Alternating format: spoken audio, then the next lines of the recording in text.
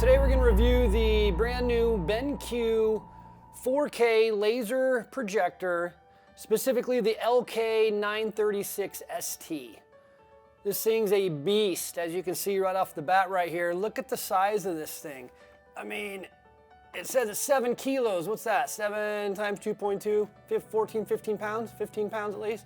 That's no joke. So currently, I have a golf simulator. I'm sure you've seen some of my videos on YouTube. And I'm using an Optima Darby 1080p HD, just a basic 1080p projector, and my screen looks pretty dang good. So BenQ reached out and wanted me to review this to see how it looks. And I am freaking excited, man. So currently, like, I think I have a pretty damn good picture on my current golf simulator out in the garage. You know, I have Carl's impact screen. You know, it's got the premium screen, so it's supposed to have a better resolution, ability to have a better resolution. And I think it looks great already. So I can only imagine what 4K is going to look on there. So I am freaking excited to get this thing going. This is just a pretty brief overview. Going to go over about some of the main abilities this thing has. But I am super excited. So first off, like I said, 4K ultra high def. This thing is much brighter than my old Optima Darby. It's, I think, 3,000 lumens, which means, you know, to get the best picture, I have to turn the lights off so that screen kind of pops. Well, this has 5,100. They call it ANSI, A-N-S-I, must be the standard, laser lumens. So, you know, 5,000 lumens, I'll be able to watch, be able to play this, play golf simulator, you know, play golf simulator. Hit golf balls, play golf in my garage with the lights on, or in the daytime. I don't have to worry about, you know, light coming through the windows. So that's big. This thing has, as far as the color spectrum here, it's 92% Rec 709.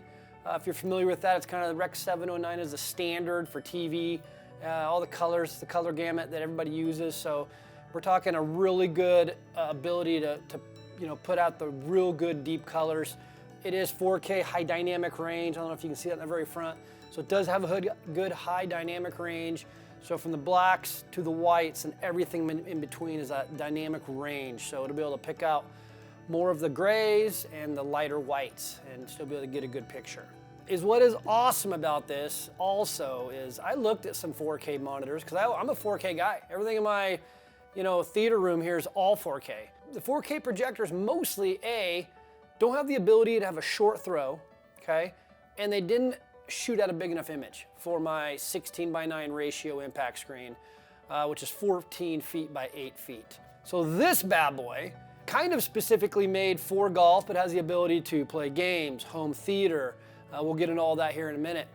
So it's a 0.81 to 0.89, throw ratio. So if you're going to have a projector and you want to mount it directly above you, shooting towards the screen, it's never going to cast a shadow on the screen when you're at your hitting place, on your hitting mat, hitting a golf ball, swinging a golf club. If it does not have a short throw, you have to mount the projector behind you because more distance back, and then it casts the shadow from your body onto the screen, and it takes away from the immersive value of you know, playing at Augusta, you know, playing at these awesome courses. So you just don't want to be shadowed on the screen, on your impact screen. So for the ability of this to have a short throw is freaking amazing. And so being a short throw, I'll be able to mount it right above me, stay clear of all my swings. And because it's such a short throw, it'll shoot out in a 14 feet by 8 foot picture on my screen. That's incredible. I got the specs up here, and it says 200 inches diagonal. So if you do the numbers, they go by millimeters here.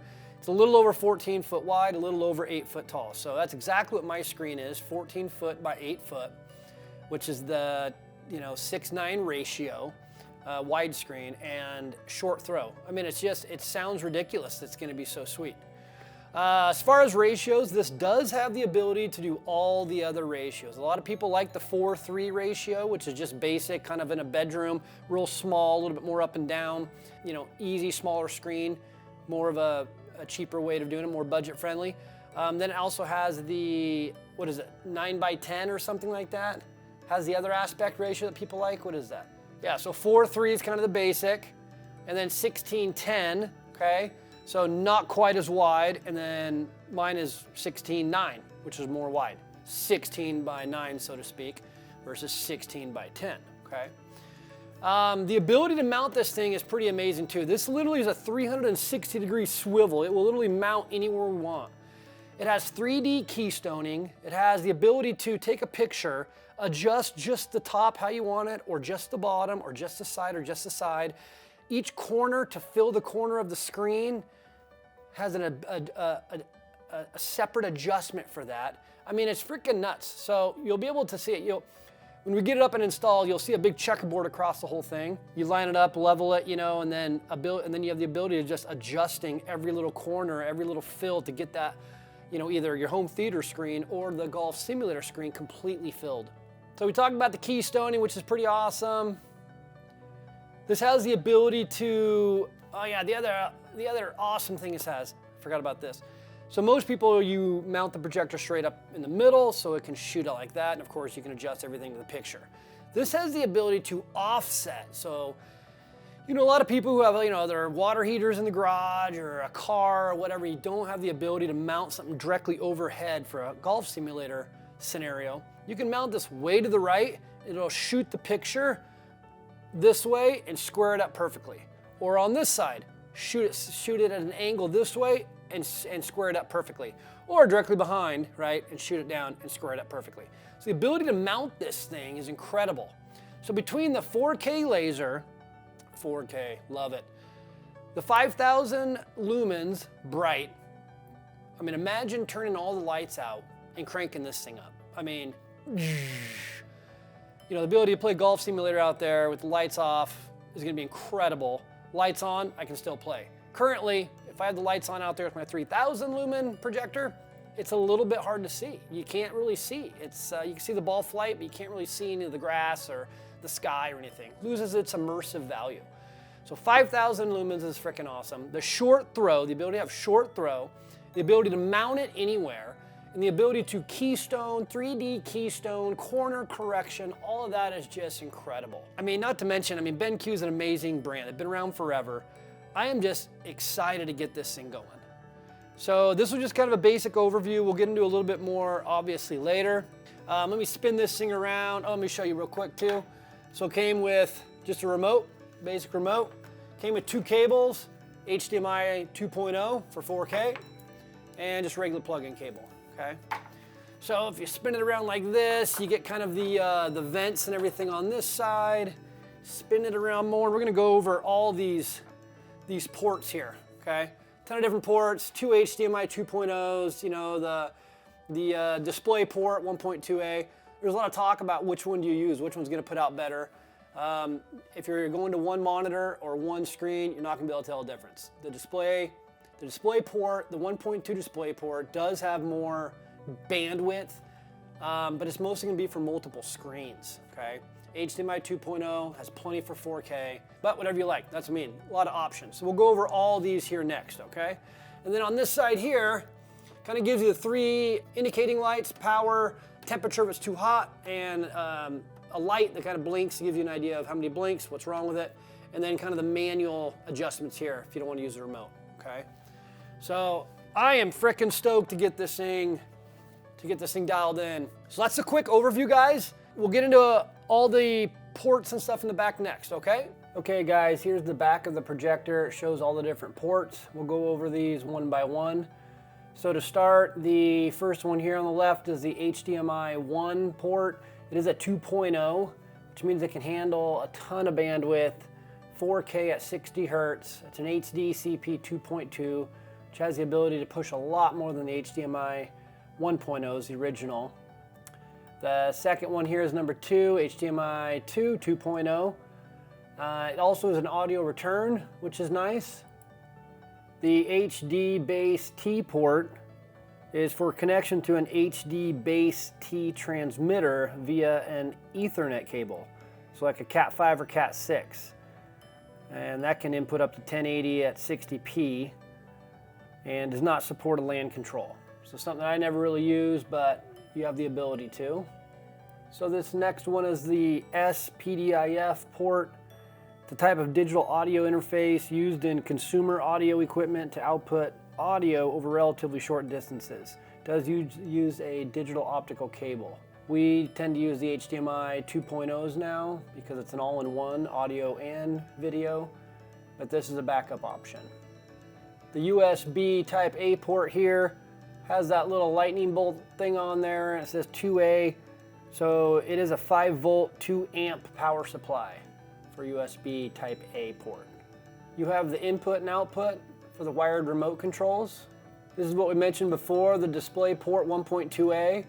It's another option to run your audio and video. The 3D VESA inputs for synchronized 3D glasses, and you can see the other port all the way over here on the right, and that one's the 3D VESA output. So the RS-232 control port is most often used by repair technicians to perform diagnostics and service updates. The RJ-45 LAN input is a local area network, that's what LAN stands for, and the local area network control is the ability to remotely control projectors connected to an internal network via that LAN port through projector control systems, including several options. So next is the audio output here.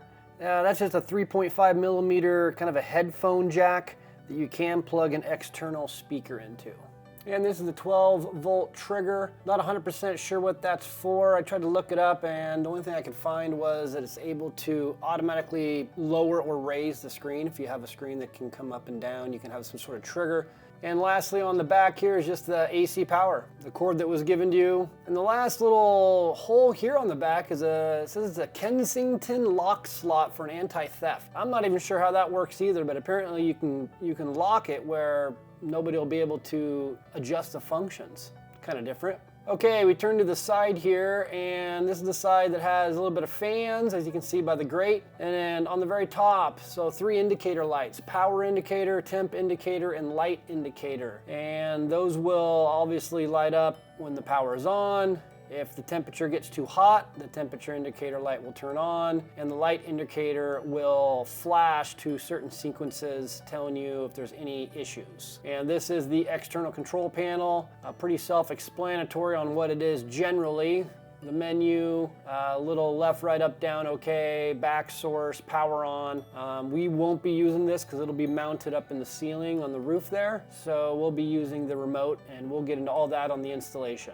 On the front of the projector, we have the focus and zoom ring. Be able to slide that around circular to adjust focus and zoom. The blue ring there will adjust, as well as that tab also adjusts, and that's the zoom. And that little black thing on top is the IR remote sensor, again for the remote. And right in the center there is obviously the projector lens, the 5100 lumen 4K ultra high def 3840 by 2160, 16 by 9 aspect ratio, gives 3 million to 1 contrast ratio, and the display color 30-bit, 1.07 billion colors, laser source, 20,000 hours of available view time. 0.81 to 0.89 throw ratio, 1.1 times zoom. On the very top of the projector, you have this little lid here. You lift that lid, and there's lens shift adjustment knobs in there. Left, right, up, down.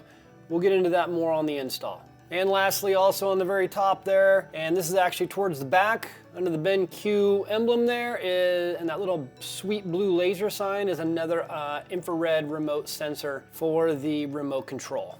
Thanks for watching.